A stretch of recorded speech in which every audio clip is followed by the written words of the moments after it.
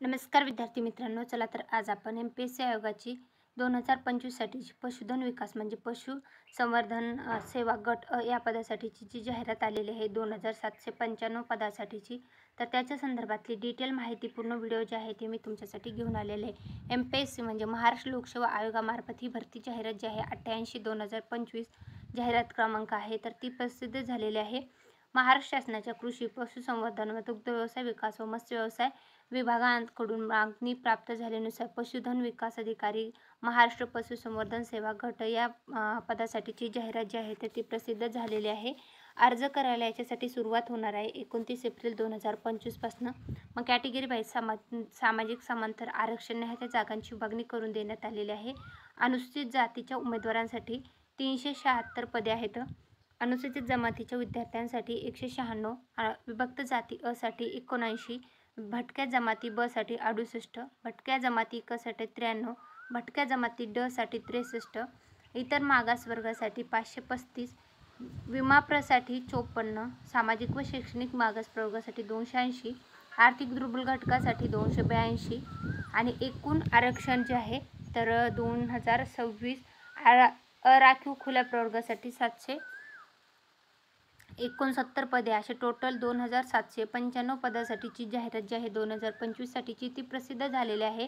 याच्यासाठी 112 पदे दिव्यांग उमेदवारासाठी जे आहे ते राखीव ठेवण्यात आलेले आहेत। तर त्याच्यानुसार जे आहे तर तुम्ही व्यवस्थित बघू शकता। मग त्याच्यामध्ये मग कर्णबधिरता, ऐकू न येता यांच्यासाठी 38, त्यानंतर आम्ल हल्ल्याग्रस्त म्हणजे ॲसिड अटॅकमधले असाल तर 67, त्यानंतर बहिरेपणा, अंधत्व किंवा दिव्यांगाचा प्रकार असेल तर 37 पदे जे आहेत ते रिक्त ठेवण्यात आलेले आहेत।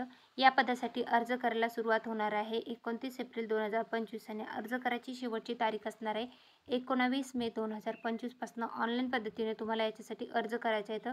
पदसंख्या व आरक्षणासंदर्भातले सर्वसाधारण तरतुदी जे आहेत याच्यामध्ये देण्यात आलेल्या आहेत।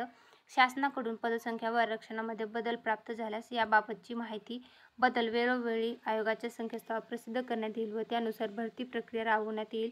विविध मागास प्रवर्ग, महिला, प्रावीण्य, खेळाडू उमेदवार असाल, अनाथ असाल तर सामाजिक व समांतर आरक्षणानुसार शासनाने वेळोवेळी जारी केलेल्या आदेशानुसार राहील। विमुक्त जाती अ, भटक्या जमाती ब, भटक्या जमाती क, भटक्या जमाती ड, विशेष मागास प्रवर्ग, सामाजिक व शैक्षणिक मागास वर्ग असलेली मागास प्रवर्गाचा दावा करणाऱ्या उमेदवारांनी व समाजातील उन्नत आणि प्रगत व्यक्ती गटात मोडत नाहीत असे अर्जामध्ये स्पष्ट नमूद करणे व त्याबाबत सक्षम प्राधिकारी प्रदान केलेले विहित नमुन्यातील वैध नॉन क्रिमिनल प्रमाणपत्र सादर करणे आवश्यक असणार आहे।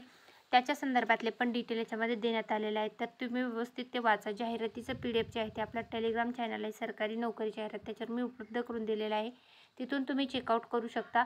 आणि याच्यासाठी आर्थिक वर्ष 2025-26 असं उत्पन्न उन्नत आणि प्रगत व्यक्ती गटात मोडत नसल्याचे प्रमाणपत्र सादर करणे अनिवार्य असणार आहे, ते पण याच्यामध्ये देण्यात आलेलं आहे। जाहिरात जी आहे तर ती देण्यात आलेली आहे 2025 साठीचे जाहिरात क्रमांक 88/2025। मग खेळाडू उमेदवार असेल तर त्यांचं जे आरक्षण आहे त्याच्यासाठी लागणारे त्यांचे जे डॉक्युमेंट आहेत, दिव्यांग उमेदवार त्यांच्यासाठीचं त्यांचं आरक्षण आहे आणि त्याच्यासाठी लागणारे डॉक्युमेंट, त्याचा क्रायटेरिया वगैरे डिटेलमध्ये देण्यात आलेलं आहे। त्यानंतर पुढचं जे आरक्षणाची तरतूद आहे तर ती आहे अनाथ उमेदवारांसाठी। अनाथ उमेदवार असेल तर त्यांच्यासाठीचं जे तरतुदी आहेत ते देण्यात आलेल्या आहेत। वेतन श्रेणी जी आहे तर ती देण्यात आलेली वेतन श्रेणी जी आहे तर 54,100 ते 1,77,500 अशी असणार आहे। पात्रता जी आहे तर ती वयोमर्यादा संदर्भातली तर ती देण्यात आलेली 1 ऑगस्ट 2025 पर्यंत किमान तुमचं 18 वर्ष पूर्ण असणं आवश्यक आहे आणि कमाल जे आहे तर ते तुम्हाला अराखीव खुल्या प्रवर्गातून असाल तर तुम्हाला 38 वर्ष वयापर्यंत अर्ज करता येतो। मागासवर्गीय असाल, आर्थिक दुर्बल घटक असाल, अनाथ असाल तर तुम्हाला 18 ते 43 आहे। खेळाडू प्रावीण्य असाल तर 18 ते 43 आहे। त्यानंतर माजी सैनिक असाल तर 3 वर्षाचं कन्सेशन देण्यात आलेलं आहे। दिव्यांग उमेदवार असाल तर 18 ते 45 वर्ष वयापर्यंत तुम्हाला अर्ज करता येतो। याच्यासाठी अर्ज करताना तुम्हाला जे वयोमर्यादेचे क्रायटेरिया देण्यात आलेले आहेत ते तुम्ही व्यवस्थित बघा। नंतर याच्यासाठी या पदासाठी जी शैक्षणिक पात्रता जी आहे process of bachelor degree in veterinary science and veterinary science and animal husbandry याच्यामधनं तुमची शैक्षणिक पात्रता असणं आवश्यक आहे। शैक्षणिक अर्हता गणण्याचा दिनांक जो आहे तर तो देण्यात आलेला आहे। कर्तव्य व जबाबदारी MPSC.government.in या संकेतस्थळावर उपलब्ध करून देण्यात आलेल्या आहेत। निवड प्रक्रिया कशी केली जाणार आहे त्याच्यासाठी शैक्षणिक अर्हता, अनुभव इत्यादी अर्थात असून किमान अर्हता धारण केलेली म्हणून उमेदवार मुलाखतीस बोलण्यास पात्र असणार नाही, तर त्यांना या परीक्षेच्या पात्रतेतून जावं लागेल.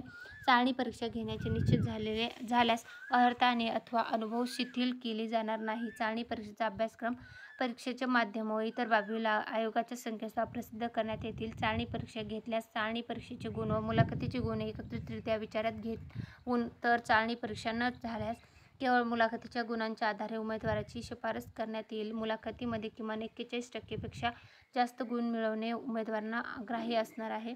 त्यानंतर जे आहे अर्ज सादर करण्याचे टप्पे जे आहेत ते देण्यात आलेले आहेत. तुम्हाला प्रोफाईल क्रिएट करायचे, खाते अद्ययावत करायचं आहे, त्यानंतर तुमचे डॉक्युमेंट अपलोड करायचे आहेत, परीक्षा शुल्क भरायचं आहे आणि प्रोफाईल जी आहे ती पूर्ण कंप्लीट करून तुम्हाला त्याचं PDF सेव्ह करून ठेवायचं आहे किंवा त्याचे झेरॉक्स करून ठेवायचे.